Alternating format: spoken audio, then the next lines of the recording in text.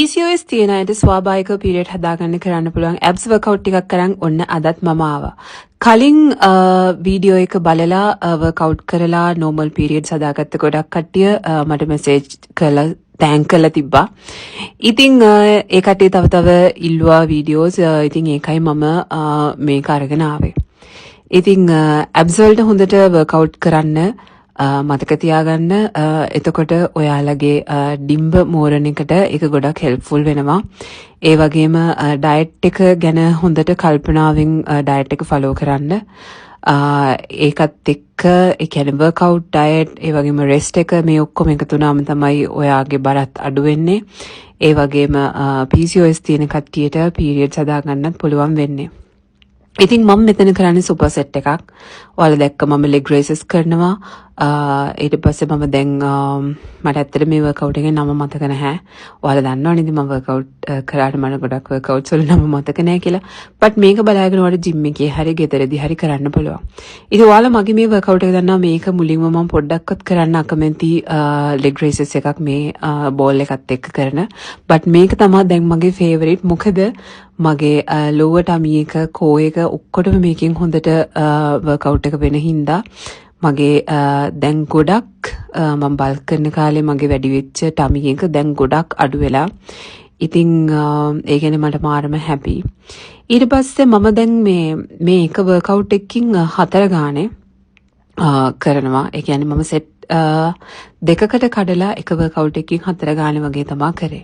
ඉතින් මේවා නම් ඔයාලට ගෙදර යෝගා මැට් එකක් දාගෙන උනත් කරන්න පුළුවන්. එහෙම නැත්නම් ජිම් එකේදී උනත් මේ විදිහට වර්කවුට්ස් කරන්න පුළුවන්. ඉතින් මම හැමදාම කියනවා වගේ ඔයාලා සාමාන්‍ය මම කාඩියෝ කරලා ඇබ්ස් කරලි වෙලා තමයි ෂෙඩියුල් එක පටන් ගන්නෙ. මොකද මට ඒක එතකොට ඊසි හින්දා. හැබැයි සමහර වෙලාවට වෝම් අප් වෙලා ෂෙඩියුල් එක ඉවර වෙලා ඇබ්ස් කරලා කාඩියෝ කරන අවස්ථාත් තියෙනවා. ඉතින් මෙතනත් මම කරේ සුපර් සෙට් එකක්. මතක තියාගන්න මම මේ හැම වර්කවුට් එකකින්ම 15 ගානේ සෙට්ස් 4ක් කරනවා. ඉතින් ඔයාලා පුළුවන් විදිහට මේක පටන් ගන්න. දැන් මේකේ මම කරන්නේ පුළුවන් තරම්. ඒ කියන්නේ මෙතන මගේ බඩ හරිය හොඳටම වෙවුලනකම් මම කකුල් දෙක මෙහෙම දික් කරන් හිටියා. ඊට පස්සේ මම පස්ස මෙහෙම බිම තියාගෙන මේ විදිහට බෝල් එකයි ලෙග්ස් දෙකයි මෙහෙම අල්ලගෙන පුළුවන් තරම් වෙලාවක් ඉන්නවා. ඒක විනාඩියක් හරි විනාඩි දෙකක් හරි. ඊට පස්සේ ඔයාලා ඉතින් ප්ලෑන්ක් එක දන්නවා. මේ වර්කවුට් එක පොඩක් මට මෙතන අමාරුනේ කොණ්ඩේ කඩාගෙන හින්දා. හැබැයි දැන් ඇබ්ස් කරනකොට ඔළුව හරියට බිම තියාගන්න ඕන හින්දා කොණ්ඩෙත් එක ටිකක් කරදරයි. ඉතින් ප්ලෑන්ක් එක ඔයාලා පුළුවන් තරම් වෙලාවක් අල්ලන් ඉන්න. පොඩ කරලා කරන්න පටන් ගන්න. ඉතින් මම විනාඩියක් එකමාරක් උපරිම දෙකමාරක් වගේ කාලයක් තමයි ඉන්න පුළුවන්. ඒකත් ඉතින් හොඳට එනර්ජි තියාගෙන හොඳට කන්සන්ට්‍රේට් කරගෙන හිටියොත් ඒක කරන්න පුළුවන්.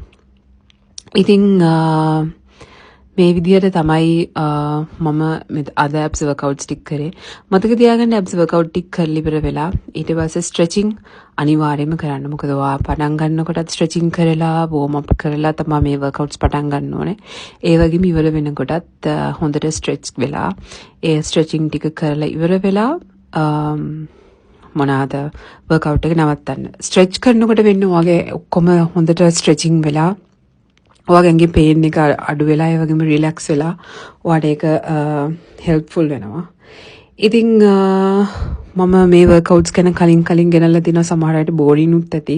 බට් කැමති කට්ටියට තමයි මම මේක බලන්න ගේන්නේ. ඒ කියන්නේ තමුන් වෙනස් වෙන්න උනන්දුවක් උවමනාවක් තියෙන කට්ටියට තමයි මම මේ වර්කවුට්ස් ටික අරගෙන එන්නේ. ඉතින් අද අපි කරේ ඇබ්ස් වර්කවුට් එකක්. සාමාන්‍යයෙන් දැන් මම වර්කවුට් එක කරලා ඉවර වෙලා ගෙදර ගිය ගමන් එකපාර කෑම කන්නේ නැහැ. ගෙදර ගිය ගමන්ම මම කරන්නේ ඇපල් සයිඩර් විනිගර් මේස හැන්දක් බීලා වතුර එකකට බීලා කෑම ගන්නේ විනාඩි 20කට පැය භාගයකට වගේ පස්සේ. ඉතින් මේ තියෙන්නේ මම අද අලුත් බොටල් එකක් කඩන්නේ ඇපල් සයිඩර් විනිගර්. මගේ පරණ එක ඉවරයි.